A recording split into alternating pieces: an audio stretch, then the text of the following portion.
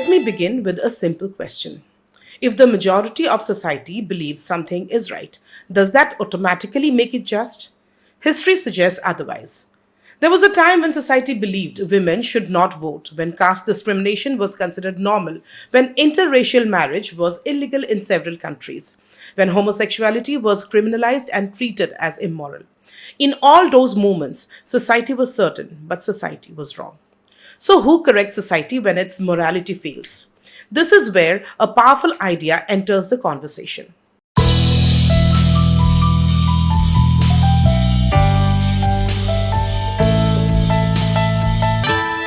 Hello and welcome back to the Personal Lens, where we explore the political through the personal. This is Jayanti, and today's episode is about an idea that sits quietly inside our constitution but carries enormous moral weight. It is called constitutional morality. Constitutional morality asks us to do something radical, to judge society not by its traditions, but by the values of the Constitution.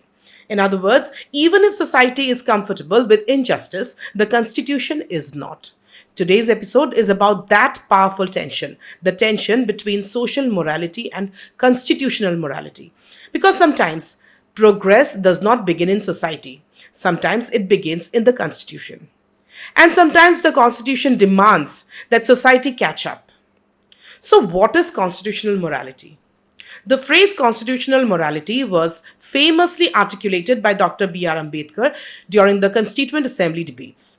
Ambedkar warned that a constitution, however well written, would fail if those implementing it lacked constitutional morality.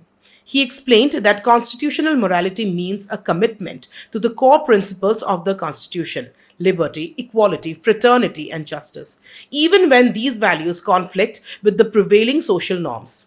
In simple terms, social morality asks, what do most people believe? Constitutional morality asks, what does the Constitution say is right? These two do not always align. In deeply hierarchical societies like India, shaped by caste, patriarchy, religion, and tradition, the social morality often reflects historical power structures. The Constitution, however, was designed to challenge these very structures. It is not merely a legal document, it's a moral blueprint for a more just society. Ambedkar himself warned that India was entering a life of contradictions. Politically, the Constitution promised equality, but socially, inequality remained deeply entrenched. Constitutional morality was meant to bridge that gap. So, why does constitutional morality matters in India?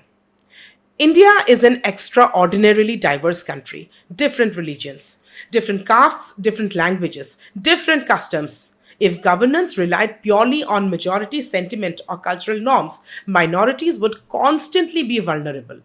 The Constitution therefore functions as a moral referee. It ensures that the rights of individuals are protected even when society disagrees. Without constitutional morality, democracy risks becoming majoritarian tyranny where the majority imposes its beliefs on everyone else.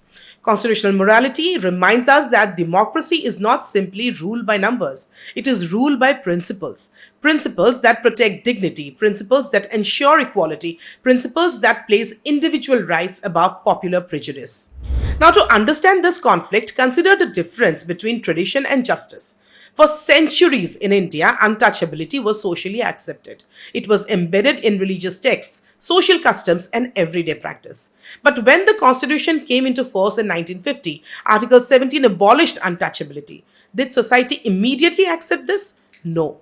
Even today, caste discrimination continues, but the Constitution took a moral position.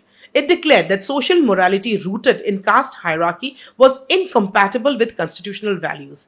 That is constitutional morality in action. The Constitution was not reflecting society, it was challenging society. Let us now discuss constitutional morality in the courts. The Supreme Court of India has repeatedly invoked constitutional morality in landmark cases. Let us explore some powerful examples. The decriminalization of homosexuality. For decades, Section 377 of the Indian Penal Code criminalized same-sex relations. Supporters of the law argued that homosexuality violated Indian culture and morality. But in 2018, the Supreme Court struck down the criminalization of consensual same sex relations. The court held that constitutional morality must prevail over social morality. Justice Chandrachud wrote that constitutional morality requires the protection of individual dignity and autonomy, even when society is uncomfortable with those identities. The ruling recognized LGBTQIP+ individuals as equal citizens. It acknowledged that the Constitution cannot allow prejudice to masquerade as morality. The Sabrimala judgment. In Indian Young Lawyers Association versus State of Kerala, the Supreme Court addressed the entry of women into the Sabrimala temple. Traditionally, women between the ages of 10 and 50 were prohibited from entering the temple. Supporters argued this was a religious tradition, but the court held that exclusion based on biological characteristics violated constitutional principles of equality and dignity. Once again, the court invoked constitutional morality. The Constitution, it said, cannot permit discrimination simply because it is cloaked in tradition. Then the right to privacy case. In Justice Case Puttaswamy versus Union of India 2017, the Supreme Court declared privacy a fundamental right. The judgment emphasized individual autonomy, the right to make personal decisions about one's body, relationships, and identity. This ruling laid the foundation for later decisions like the decriminalization of homosexuality. It reinforced the idea that the Constitution protects individual dignity even when society polices personal choices. Then again, the Shakti Vahini versus Union of India 2018, protecting couples from honor violence. This case addressed the issue of honor killings and khap panchayat interference in marriages. In many parts of India, community councils punish couples who marry outside caste or clan boundaries. These punishments range from social boycott to violence and murder. The Supreme Court condemned such actions and held that honor killings are a barbaric violation of constitutional values. The court clearly stated that social morality cannot override constitutional morality. Two consenting adults have the fundamental right to choose their partners, and any attempt by community bodies to punish them violates the Constitution. This judgment reinforced the idea that personal liberty cannot be sacrificed to preserve community traditions. This case addressed the issue of honor killings and khap panchayat interference in marriages. Let us now come to constitutional morality and gender justice. Constitutional morality has been particularly transformative in advancing women's rights. Consider some examples. The Triple Talaq judgment.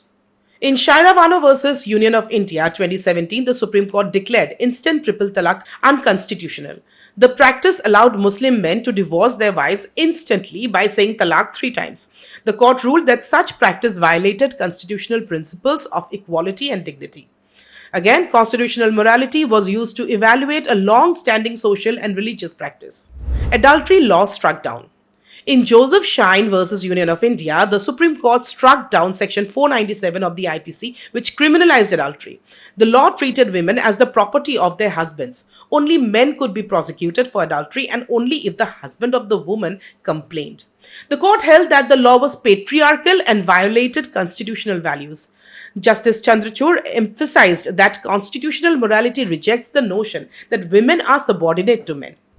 Let us now come to constitutional morality versus majoritarianism. See, one of the most important functions of constitutional morality is protecting minorities. Democracy often celebrates majority rule, but the Constitution ensures that the majority cannot trample minority rights. For instance, religious minorities, sexual minorities, caste minorities, ethnic minorities. Without constitutional morality, the majority could easily justify discrimination by claiming cultural legitimacy. Constitutional morality acts as a counterweight to majoritarian impulses. It reminds us that fundamental rights are not subject to popularity contests. Let's bring this idea closer to our everyday lives.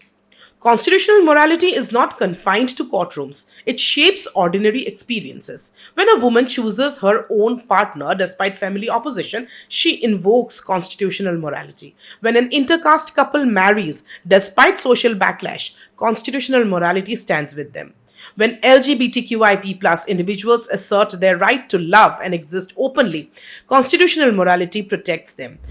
In each of these situations, the Constitution becomes a shield against social prejudice. It affirms that dignity cannot depend on majority approval.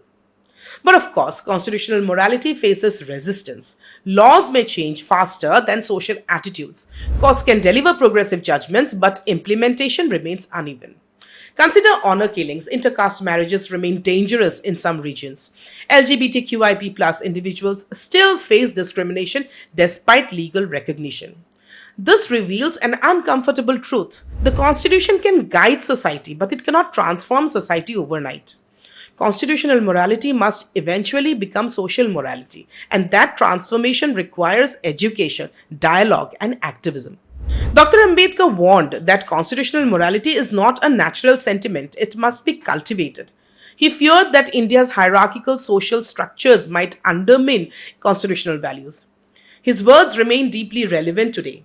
Democracy does not survive simply because a constitution exists. It survives when citizens and institutions actively uphold its moral commitments. So let us return to the question we began with. If society believes something is right, does that make it just? The Constitution answers not necessarily. Because justice is not determined by tradition, it is determined by dignity. Maybe the real test of a democracy is not how it treats the powerful, the popular, or the majority. Maybe the real test is this: can it protect the person standing alone against society? The person whose love is condemned, whose identity is mocked, whose caste determines their worth, whose gender becomes a restriction, whose freedom threatens tradition. Because constitutional morality exists precisely for those moments. Moments when society becomes too comfortable with inequality. Moments when culture is used to justify cruelty. Moments when tradition demands obedience instead of justice.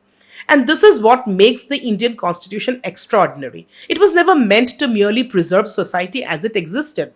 It was meant to transform it, to move us from hierarchy to equality, from exclusion to dignity, from silence to liberty. Constitutional morality reminds us that the democracy is not simply about voting every 5 years. It is about recognizing the humanity of people we may never fully understand. It is about defending freedoms we may never personally need. It is about protecting rights even when they are unpopular. Because if rights only exist for the majority, then they are not rights at all, they are privileges. And perhaps that is the deepest lesson constitutional morality teaches us: that justice cannot depend on public approval. Human dignity is not negotiable, not by families, not by communities, not by religion, not by tradition, not even by the majority. Because the Constitution does not ask us what is comfortable, it asks us what is just.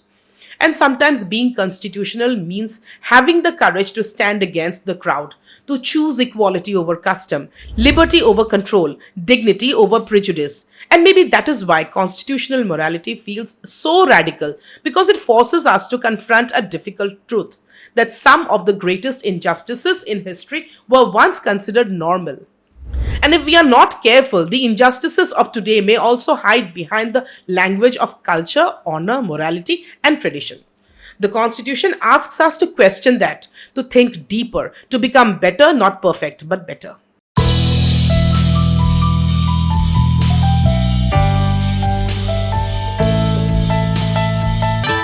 Thank you so much for being a part of this conversation. Do leave your thoughts and reflections in the comment section or write to us at the email provided in the description. Do not forget to like, subscribe, and share The Personal Lens. If this episode made you uncomfortable, challenged something you were taught, or forced you to rethink what morality really means, then maybe constitutional morality has already begun doing its job. Because democracy does not survive through laws alone, it survives through people willing to defend dignity, especially when it is inconvenient. So until next time, question power, question prejudice, and most importantly, never confuse tradition with justice. And keep looking through the personal lens.